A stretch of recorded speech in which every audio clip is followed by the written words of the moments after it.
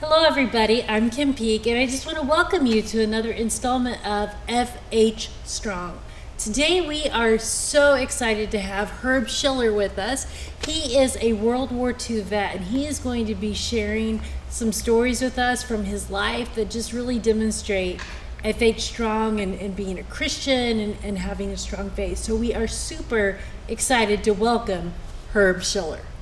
Yes, thank you. Okay. So, let's just start with, why don't you share with us when you were born and a little bit about your growing up years? Okay. Well, of course, I was born June 9th, 1924, 1924. and in Philadelphia. Oh, okay. And it was almost like living in the Bronx in New York. The same situation. Everything you had to shift and do for yourself were some of the playmates that you had in the neighborhood. But as I'm growing up and so forth, my mother introduced me to the church, which is a Methodist Episcopal Church in Philadelphia. Okay. And I started going there, and I used to go to church and also catechism. Okay. During a whole day. That was just one day a week. And continue to grow up and follow the different things that we had to do in the neighborhood. And as time went by, things seemed to get worse as far as politics was concerned. Not that I followed it too much, but I know that there's a number of times that you had to watch what was going on in the neighborhood because there was a lot of people trying to create a problem, like the Nazis were in power and they were trying to start different booms in Philadelphia. Really? And you had to be careful what you say or what you do because you never know what the story's going to be. It was pretty rough in the late 30s as growing up. And as time went by, getting around 1940, 1941, when the World War over in Europe was getting started, I was told that I had to be a warden, street warden, and that took the place of checking to see if everybody had any lights lit when they weren't supposed to, or putting gas lights out to make sure there's plenty of darkness in case any air raids were going on. Okay. And then as time went by, we started thinking about going into the service. But I tried to enlist in the Coast Guard, but they didn't want to take me because I wasn't not old enough, but I wasn't way enough or whatever it was. So after a while I was drafted into the service. Okay, so I was going to ask you, how old were you when you went into the service? Around 18. Okay. Yeah. Wow. Just going on 18. Okay, and at that time, I mean, World War II was started, so you knew this was going to be a very serious thing. So how did you feel going into the service, knowing that all of this was going on in our world? We really didn't have too much of a choice. You got a notice from the draft board saying that you had to report, and I had to report to the armory in Philadelphia.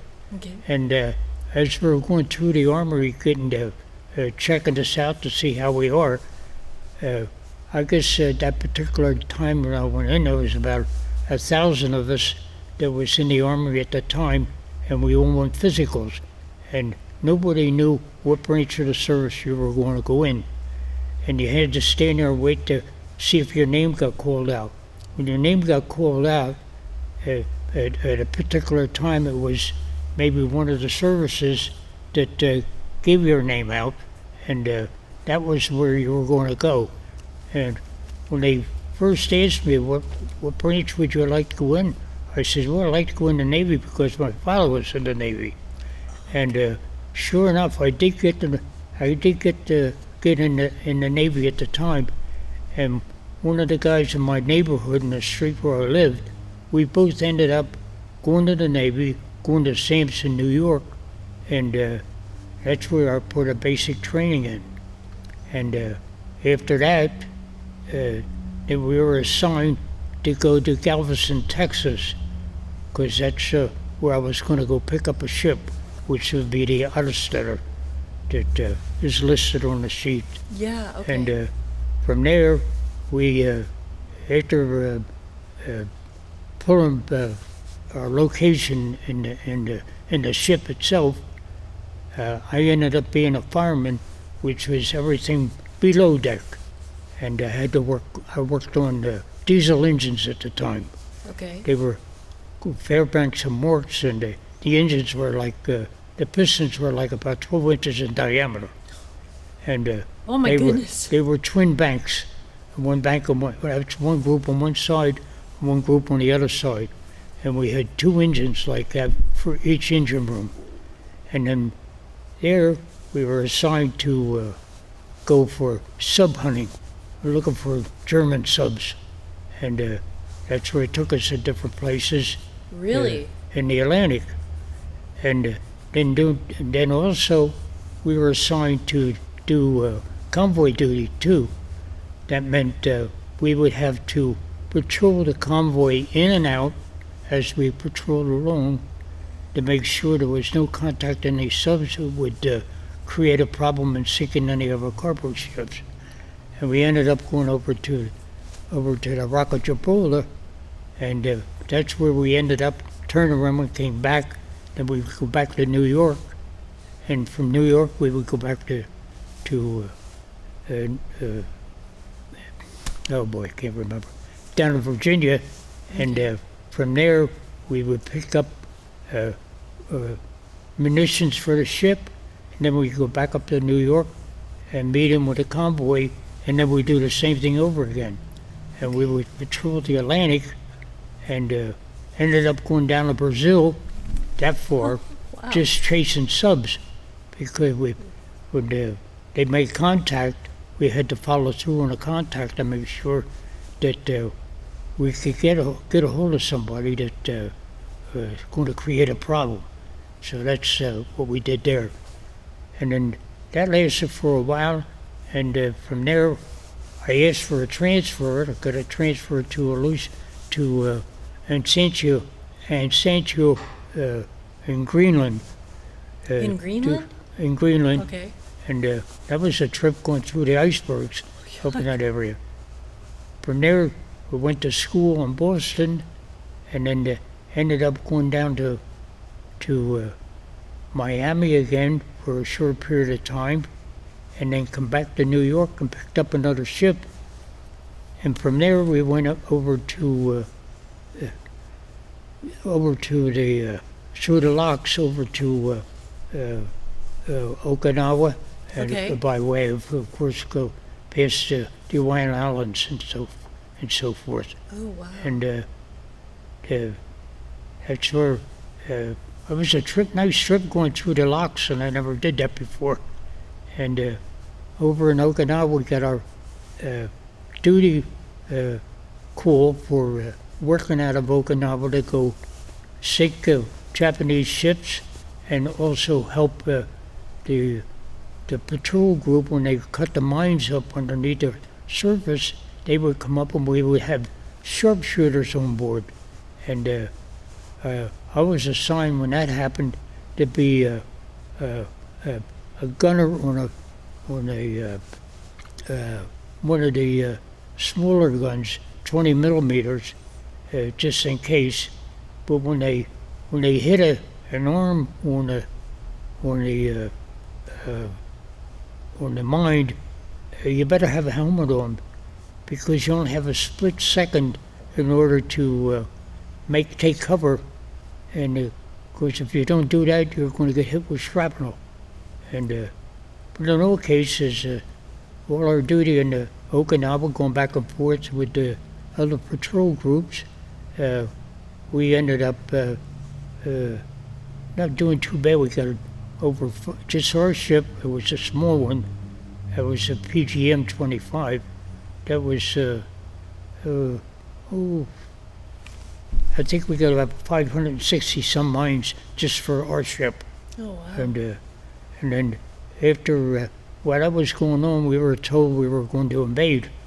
So we're all told to get prepared for an invasion. And then as we were getting ready to invade, they said, no, stop, we're not going to invade. We hold off for a bit. And that's when they dropped the first bomb. The bomb, okay. And okay. so after the first one was done, waited a day or so, and they said that, well, we're going to continue with the invasion. Started to do that on the second time around, and it was called off again. That's when they dropped the second The bomb. second bomb. And Wow. so then they had to wait to find out whether they were going to surrender or not. And there for a while they were getting ready to drop it again, but they never Really? did. Wow. So And that's when how long, I should know this, but how long did it take for Japan to surrender after the second bomb? it's pretty hard to tell. Okay. Sometimes they don't give you information right away.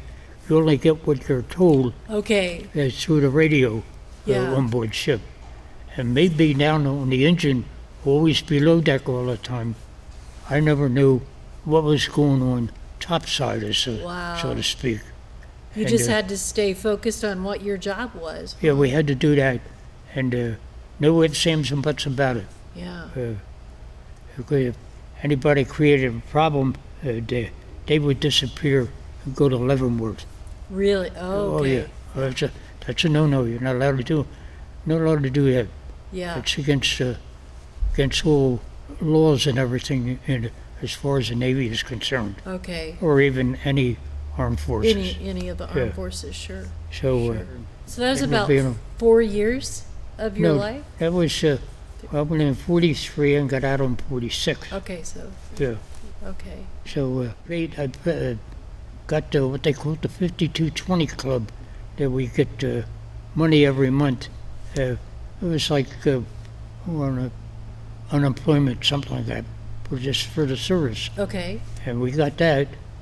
And while I was doing that, just a year after that, my father died. And me being the oldest, it was just me, my other brother, and my mother. And my mother she used to work in hosiery a long time ago.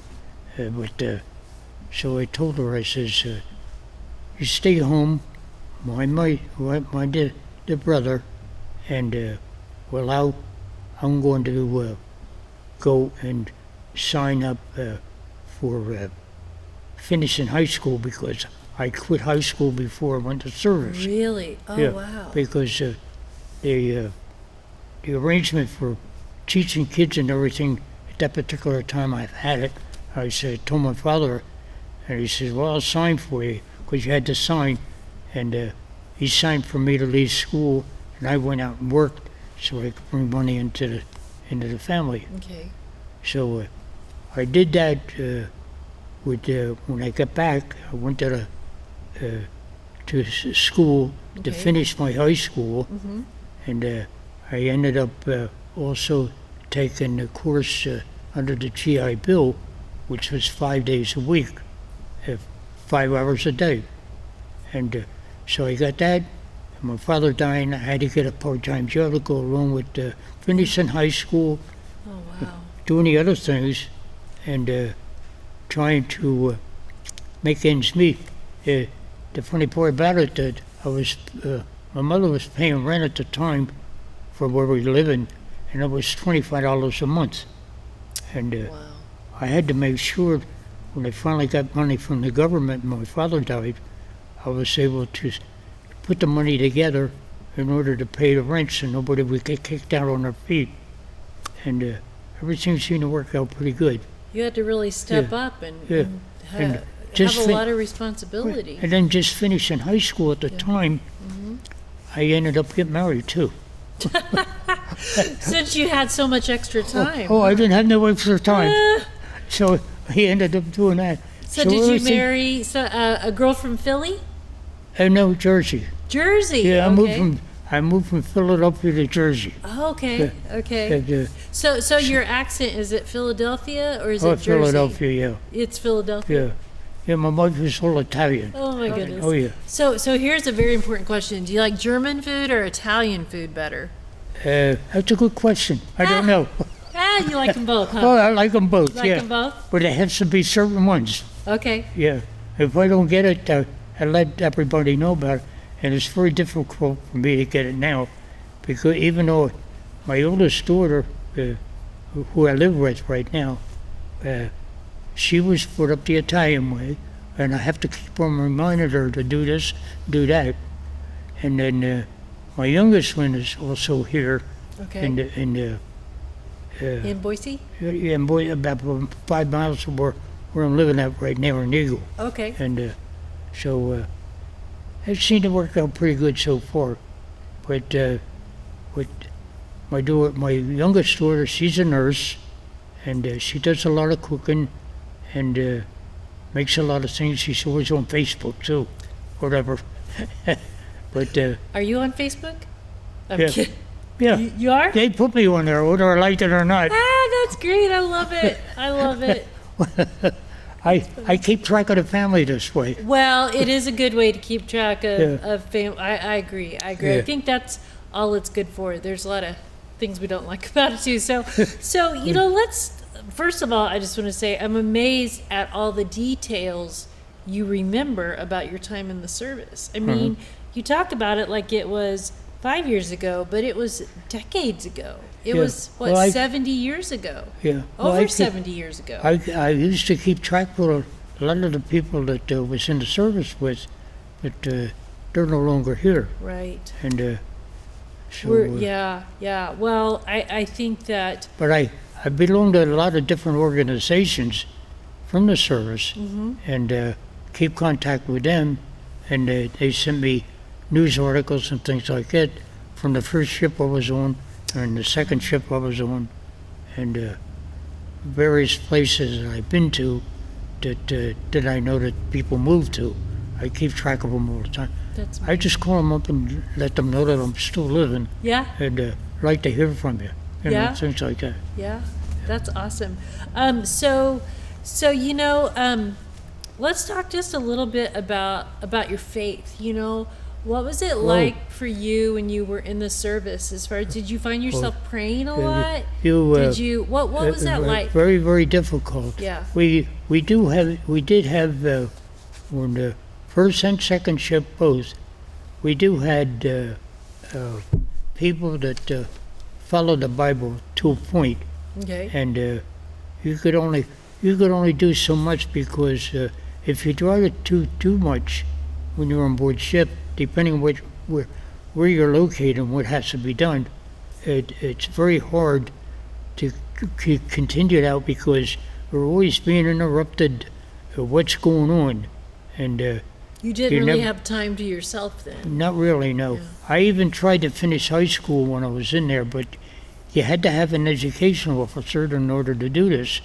But then you got to have an education officer close by that you can depend on, that they can send it back to the state. But it never worked out. That's the Never reason worked out. why I had to finish it when I got back home. Yeah. And but it, But you did it. You It's- did it. oh yeah, Yeah. it's very difficult, because to try and mix what you're supposed to do and what you want to do doesn't work. Does not The work. government comes first. Yeah. That's very important, because you were there, and you belong to them. You don't belong to yourself, Right. and you have to follow orders. So what do you think you can share, you know, with the rest of us about, you know, what can we do? Like, what do you think is important to happen right now? You have to pay attention to what's really going on, and just remember, your liberty comes first too, after the Lord. The Lord and then Yeah, liberty. I Lord, like that. Right. I like that. That comes first, and because what they're trying to do is take everything away. They want to close this, close that, the churches and everything. They want to do this Yeah. and do that, and you got all the nonsense of propaganda going on in the TV at this time, and you just stop and think. Don't let anybody change your mind on what you're used to, especially you for really when believe. it comes to liberty. Okay. Yeah, Yeah. I make like sure that. that you hold on to that. Hold on to liberty. What do you think allowed your generation to overcome it then? Like, do you know what I mean? Well, it's pretty hard because we were set to do certain things. We got those things done during World War One, so to speak, and then during the period of time between World War One and World War 2 there's a lot of different upside down as far as politics are concerned, Right. and you had to be careful who's doing what in the government, and of course they're always looking out for themselves Right. rather than what they're You supposed do. to be doing for you Yeah. and I. I think we do see that. I really like what you said. We need to really pay attention, hold on to liberty, Yeah, have the Lord first and then our liberty. And like you say, really pay attention. I mean, I think that's really important for us as Americans. We need to be involved. We Right. need to understand what's going on Yeah. and fight for, like you said, we don't want the churches to close. We want to fight for the Lord to be number one and then for liberty. I like how you said that. you have to watch what the people are in the news and everything, what they're saying. They twist things around, make it look great, but it really isn't great. That's so true. That's very true. So let's just as we get ready to kind of close here, let's talk about Foothills for just a minute. How many years have you been coming to Foothills? Well, that's the thing. When I was after my wife died in '08, that was January 1st in '08. She died. Oh wow. So then we went through the whole year, and I had to rearrange myself because of all the things my wife was doing Sure. coming to me, and of course I had the family. The family's pretty big to begin with, and everything seemed to be working out all right. So as I continue to work at the same place, I do civil engineering because registered civil engineering in Okay. Jersey. Okay. So I did that, and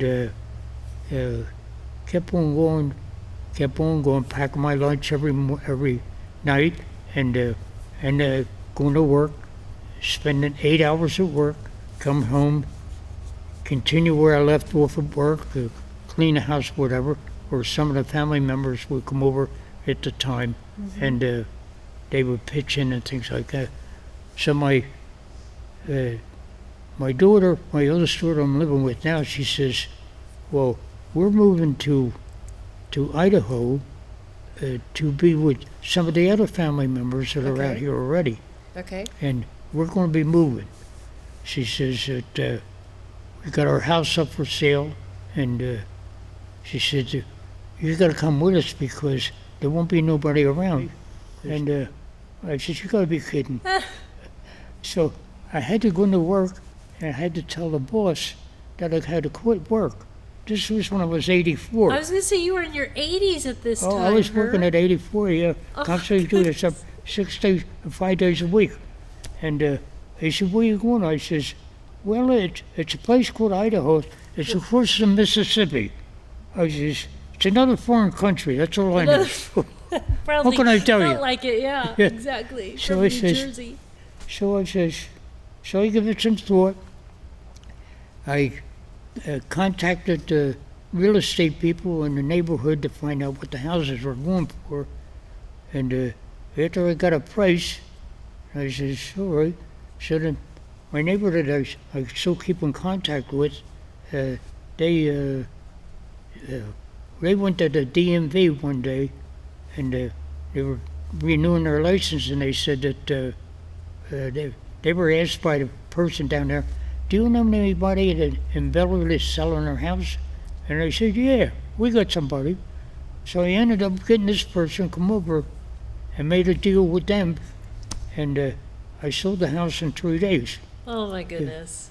And then Wow. I told the boss, I says, well, I'll be leaving certain time. So they had a lot of the church members, because I was at the church for over 37 years at the Okay. time, Okay. doing other kinds of different things. And so anyway, we got that all arranged. So I come out here, flew out here, and started going with one of my oldest grandsons out here in their family. They live here at Wolf Eagle Road, Okay. down towards can't remember. Okay. But yeah. Yeah, it's close Okay. by. Anyway, so I ended up staying there. Never saw the house I was going to be living in until they said, well, this stuff has been moved to the house and everything. Time to go over. This is where you're going to live. So that's how I found out.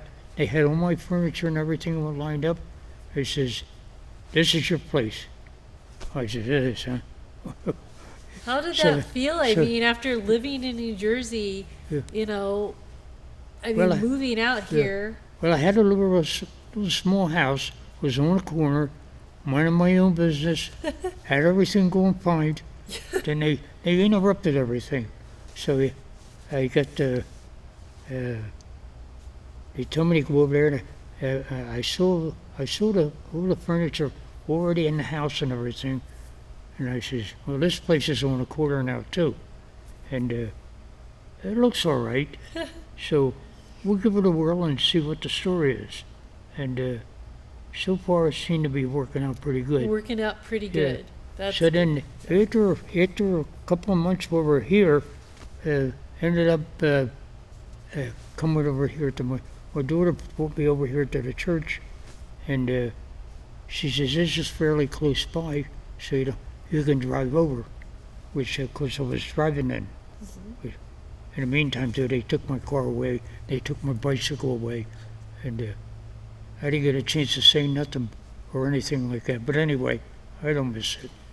well. It But, sounds like everybody really is taking care of you. Or So I was here for 2 weeks. We moved here in November of '09, okay. uh, 09. and 2 months after we were here, that's when I started coming here. Oh, that's over 10 years. Yeah, time flies when you're having fun. When you're having fun, there Yeah. you go. So that's awesome. Well, I just want to kind of ask you a couple of final questions. So what do you want to tell young people about what's important? As you know, this is a crazy world young people are growing up in. What is the best thing you can tell them? Well, I can tell them to try to listen to your mother and father, listen what they got to say, provided, everything's fine with the family itself, but sometimes they hear other things from school kids and neighborhood kids or whatever, to listen what your mother and father tells you. If you're going to church, listen what's being told to you in church. Follow the Lord, Don't deviate away from it, regardless what somebody tries to tell you. Stick with it. So when you say don't deviate from following the Lord, would you say that's been really People that important tell you in your life? different things. Well, that too, yeah. But I didn't pay no attention to it because I always was there every week for the Methodist Episcopal, learning to listen to the church sermon and taking catechism, doing right after church service too. So learn what's in the Bible as much as you can, and just try to follow what you're supposed to do, not what you're not supposed to do. Yeah. So to see. So, what would you say is the most important thing about your faith, about God in your life today?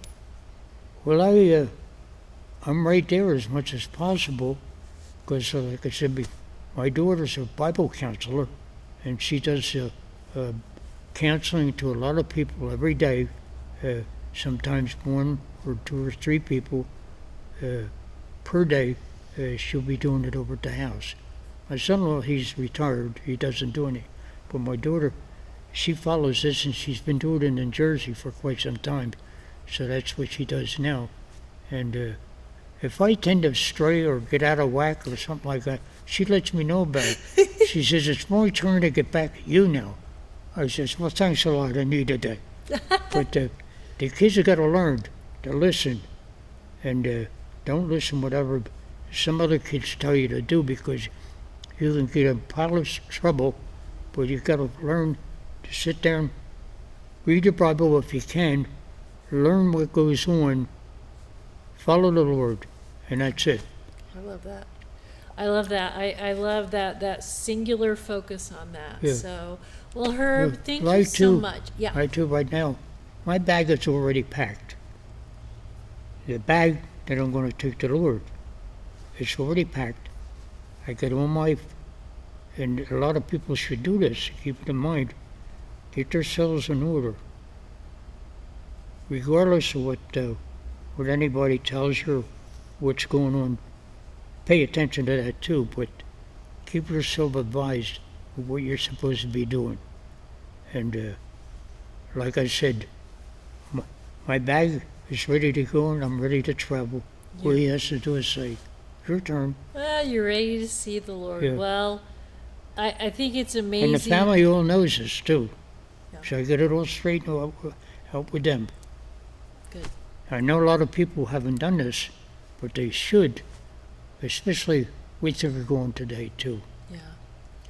Yeah. Well, what you're saying is you're ready. You're Oh, yeah, ready. I'm ready. Your soul is at rest, at peace, and you're ready. So. Yeah, I have a lot of, every time I get up every morning, I never know what's going to take place.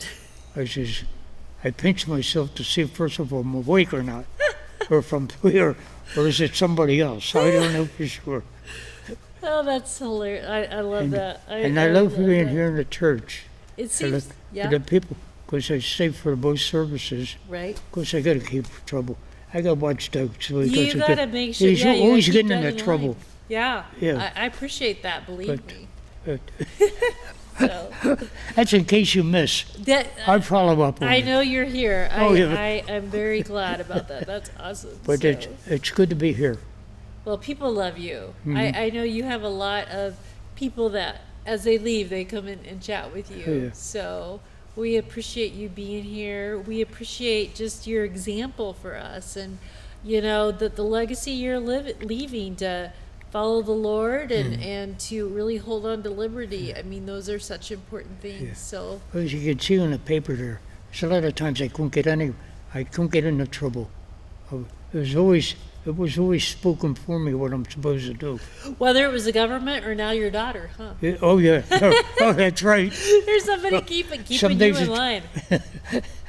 Yeah, they keep on reminding me it's our turn to get back at you. I says thanks. That's great. Well, thank you. Thank you for talking with me. People are going to love seeing and hearing your stories. And thank you for your service. I mean,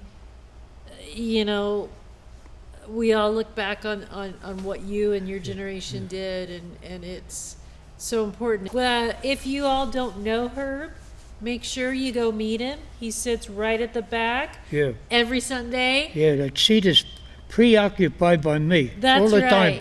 That's right. If I'm not here, you can't go in there anyway. There you go. There you go. So we hope that you've enjoyed getting to know Herb. We appreciate him, his life, and we hope you have a great Memorial Day. And we hope that you just really stay Foothill strong and take Herb's example to follow the Lord and hold on to liberty. Thanks, Yeah. everybody.